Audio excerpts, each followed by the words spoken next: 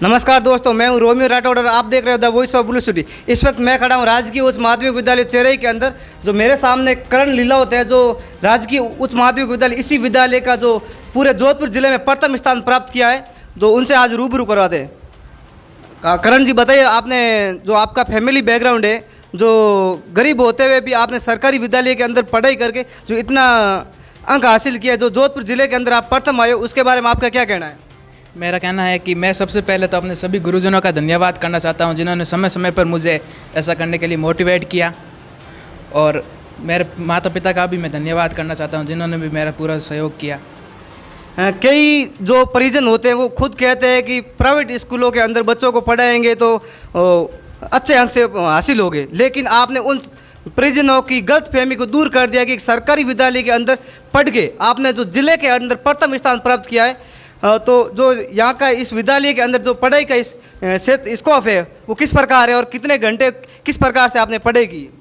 नहीं, ऐसा कुछ नहीं है। जो कहते हैं ना वो प्राइवेट स्कूल में, ऐसा कुछ नहीं। वो सरकारी स्कूल में बहुत पढ़ाई होगी और इस स्कूल में तो बहुत अच्छा है पढ़ाई का स्तर। सभी time to time classes attend करते थे। हमारे सभी टीचर्स है वो टाइम टू टाइम अपने अपने क्लासेस लेते थे और हमें इंक्रीज भी करते थे। हमारे टाइम टू टाइम टेस्ट भी लेते थे। इस बात से मैं खुद भी सहमत हूँ। सरकारी विद्यालयों के अंदर जो पढ़ाई का जो लोग कहते हैं वो ये आपने गलत साबित कर दिया। उन लोग जो सरकारी विद्यालयों के अंदर सबसे ज़्यादा और अच्छी पढ़ाई होती है, क्योंकि अगर आज सरकारी विद्यालयों के अंदर ऐसी पढ़ाई नहीं होती तो आप पूरे ज़िले के अंदर, जोधपुर ज़िले के अंदर प्रथम स्थान प्राप्त नहीं करते। और आपने जो घर पे पढ़ाई कर रहे हो तो वो कोई मोबाइल वगैरह से करी या फिर ऑनलाइन कोई ट्यूशन वगैरह ज्वाइन किया या सिंगल आपने गुरुजनों के मार्गदर्शन से पढ़ाई की वही? नहीं, कुछ गुरुजनों का मार्गदर्शन भी था और एक अभी राजस्थान सरकार ने जो पहल शुरू की है वो मिशन ज्ञान करके ई कक्षा, उसमें से भी काफ़ी वीडियोस देख के मुझे हेल्प मिली है। और जो आपने ज़िले में प्रथम स्थान किया है तो उससे आपको 97.60% आपने हासिल किए है। तो जो यहाँ के गुरुजन हैं उन्होंने टाइम टू टाइम अपडेट भी किया, पढ़ाई भी की, और जो आपने बताया है कि ऑनलाइन वीडियो भी देखे जिससे आपको उच्च परिणाम हासिल हुआ है। तो इसमें किन किन गुरुजनों का विशेष सहयोग प्राप्त हुआ? विशेष सहयोग सबसे पहले तो हमारी प्रिंसिपल मैम और फिर हमारे सभी को वाणिज्य के सभी टीचर्स, अक्रम जी sir, Vikram ji sir, Rakesh ji sir और माधवराम जी सर और अशोक जी सर, इन सब ने मुझे इंक्रीज़ किया और इन सब का विशेष सहयोग है।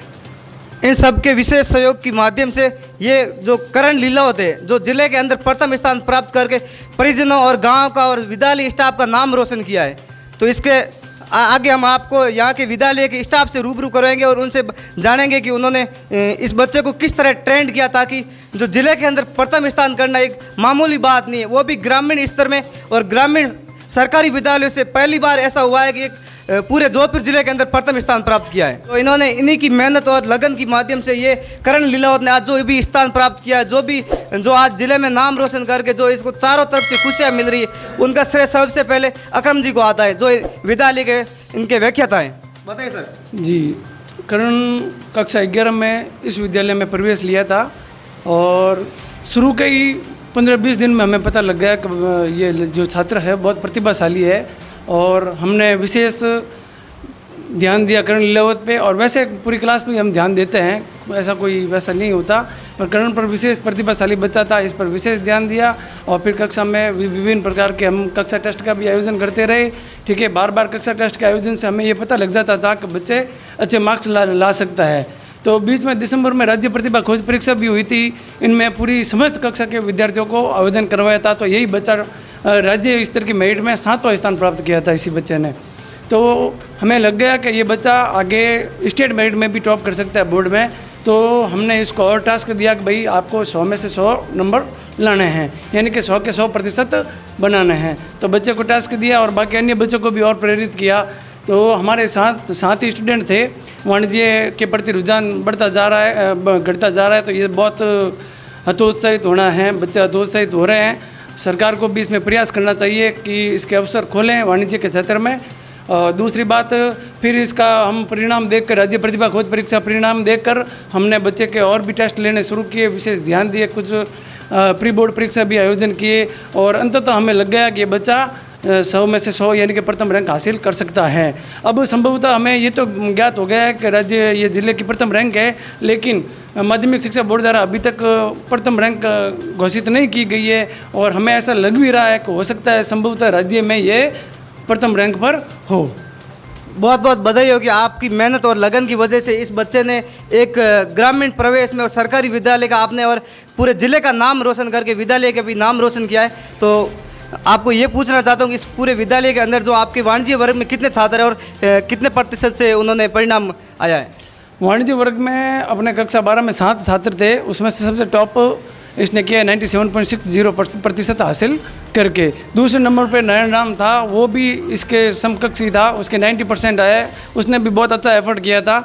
और उसके बाद में धराराम है, उसने 88% हासिल किए। उसके बाद 2 लड़कियां थी अंजलि और कंचन, उन्होंने भी 84 और 86% हासिल किए। और एक कपिल सेन है, उसने भी 82% हासिल किए। और उसके बाद देवेंद्र है, उसने 76 यानी कि 76% हासिल किए हैं। कुल 7 छात्र थे, सब ने 76% से हासिल की। 2 छात्राएं जो बालिका प्रोत्साहन पुरस्कार के लिए भी सम्मानित होगी, वो भी 75% से अगर ऊपर बना लेते हैं छात्राएं तो उनको बालिका प्रोत्साहन पुरस्कार राज्य सरकार द्वारा दिया जाता है। तो उसके 76 से ऊपर है, मतलब 80 से ऊपर परसेंटेज है, तो उनको वो पुरस्कार राज्य सरकार द्वारा दिया जाएगा। इसके अलावा जो अपने राज्य सरकार मिशन ज्ञान का पोर्टल है, ये भी हम समय समय पर प्रेरित करते रहते हैं बच्चों को कि भाई आप मिशन ज्ञान पोर्टल भी देखो, आपके पास अतिरिक्त समय मिले। और गुरुजनों के पास पूरे समय हम 8 घंटा ही पढ़ा सकते हैं जितना स्कूल टाइम होता है, ठीक है। उसके अतिरिक्त ये मिशन ज्ञान वाले वीडियो वगैरह ये भी राज्य सरकार की बहुत अच्छी पहल है, इन्होंने बच्चों ने भी देखी है और हमारा भी प्रयास था। बच्चों ने भी खुद बहुत मेहनत लगन से तैयारी की, जिसका ये परिणाम है कि इसने ज़िले में प्रथम रैंक हासिल की। सर का बहुत बहुत धन्यवाद कि इस विद्यालय के अंदर जो इस क्लास के अंदर जो 7 स्टूडेंट थे मात्र, और वो सभी ने प्रथम स्थान प्राप्त किए। ये विद्यालय के लिए और पूरे गांव के लिए खुशी की बात है। धन्यवाद सर।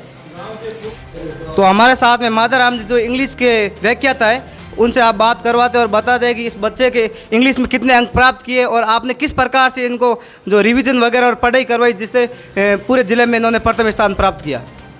ये छात्र करण लीलावत बहुत प्रतिभाशाली है और जब शुरुआत में जब इसने प्रवेश लिया था उस समय पता लग गया था कि इसकी प्रतिभा है, बहुत ही बहुमुखी प्रतिभा है। और हमने जब इसकी हैंडराइटिंग वगैरह देखी इंग्लिश में तो बहुत शानदार थी और हमें उस समय भी लग गया था कि ये बच्चा हमारी विद्यालय का नाम रोशन करेगा।